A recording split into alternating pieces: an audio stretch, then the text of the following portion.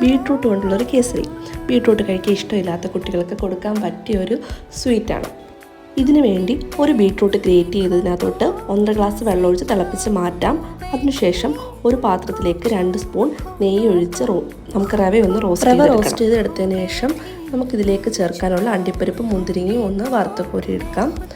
അതുപോലെ തന്നെ നേരത്തെ നമ്മൾ ഗ്രേറ്റ് ചെയ്ത് വേവിച്ച് വെച്ചിരിക്കുന്ന ബീട്രൂട്ടിലെ വെള്ളം മാത്രം എടുത്തതിന് ശേഷം അത് നമുക്കൊരു പാനിലേക്ക് വെച്ച് തിളപ്പിക്കാം. ഇതിലേക്ക് ഇടാൻ വേണ്ടി കുറച്ച് ഏലക്കയും അതുപോലെ തന്നെ പഞ്ചസാരയും ഒന്ന് പൊടിച്ചതും കൂടെ ചേർക്കുന്നുണ്ട്. പിന്നെ ഇതിലേക്ക് നമ്മൾ നേരത്തെ റോസ്റ്റ് ചെയ്ത് വെച്ച റവയും ചേർത്ത് നല്ല രീതിയിൽ മിക്സ് ചെയ്ത് കൊടുക്കുക. അതിനുശേഷം ഇതിലേക്ക് 1 ഗ്ലാസ് പഞ്ചസാര കുറേശ്ശെയായിട്ട് ഇട്ട് കൊടുത്ത് നല്ല രീതിയിൽ ഇളക്കുക. പിന്നെ നമ്മൾ നേരത്തെ വറുത്ത് കോരി വെച്ച അണ്ടിപ്പരിപ്പിൻ്റെയും മുന്തിരിയുടെയും ബാക്കിയുള്ള നെയ്യില്ലേ അതും കൂടെ ഒന്ന് ചേർത്ത് കൊടുക്കുക. പിന്നെ കുറച്ചും കൂടെ നെയ്യ് ആവശ്യമുള്ളവർക്ക് നെയ്യ് ചേർത്ത് കൊടുക്കാം.